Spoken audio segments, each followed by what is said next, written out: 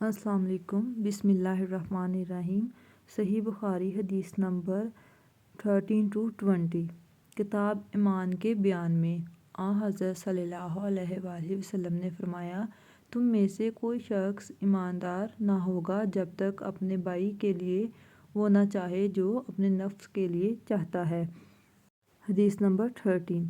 کتاب ایمان کے بیان میں رسول کریم صلی اللہ علیہ وآلہ وسلم نے فرمایا، قسم ہے اس ذات کی جس کے ہاتھ میں میری جان ہے، تم میں سے کوئی بھی ایماندار نہ ہوگا جب تک اس کے والد اور اس کی اولاد تمام لوگوں سے زیادہ اس کے دل میں میری محبت نہ ہو جائے۔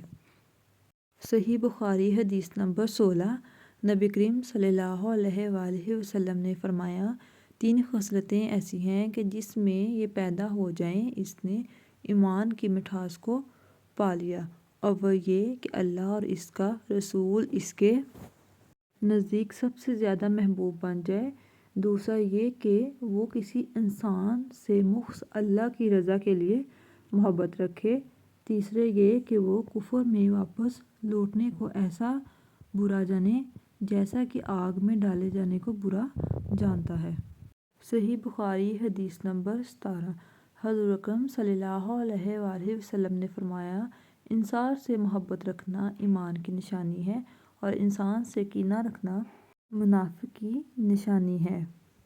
رسول اللہ صلی اللہ علیہ وآلہ وسلم نے اس وقت جب آپ کے گرد صحابہ کی ایک جماعت بیٹھی ہوئی تھی فرمایا کہ مجھ سے بیعت کرو، اس بات پر کہ اللہ کے سوا اللہ کے ساتھ کسی کو شریک نہ کرو گے، چوری نہ کرو گے، زنا نہ کرو گے، اپنی اولاد کو قتل نہ کرو گے اور نہ ہی جبراً کسی پر کوئی ناحق بہتان باندھو گے اور کسی بھی اچھی بات میں خدا کی نافرمانی نہ کرو گے۔ جو کوئی تم سے اس عہد کو پورا کرے گا تو اس کا ثواب اللہ کے ذمہ ہے، اور جو کوئی ان بری باتوں میں سے کسی کا ارتکاب کرے اور اسے دنیا میں اسلامی قانون کے تحت سزا دے دی گئی تو یہ سزا اس کے گناہوں کے لیے بدلہ ہو جائے گی، اور جو کوئی ان میں سے کسی بات میں مبتلا ہو گیا اور اللہ نے اس کے گناہ کو چھپا لیا تو پھر اس کا معاملہ اللہ کے حوالے ہے، اگر چاہے معاف کرے اور اگر چاہے سزا دے۔ عبادہ کہتے ہیں کہ پھر ہم نے ان سب باتوں پر آپ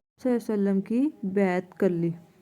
بخاری حدیث نمبر 19۔ رسول اللہ صلی اللہ علیہ وآلہ وسلم نے فرمایا، وہ وقت قریب ہے جب مسلمان کا سب سے عمدہ مال اس کی بکریاں ہوں گی جن کے پیچھے وہ پہاڑوں کی چوٹیوں اور برساتی وادیوں میں اپنے دین کو بچانے کے لیے بھاگ جائے گا۔ رسول اللہ صلی اللہ علیہ وآلہ وسلم لوگوں کو کسی کام کا حکم دیتے تو وہ ایسا ہی کام ہوتا جس کے کرنے کی لوگوں میں طاقت ہوتی۔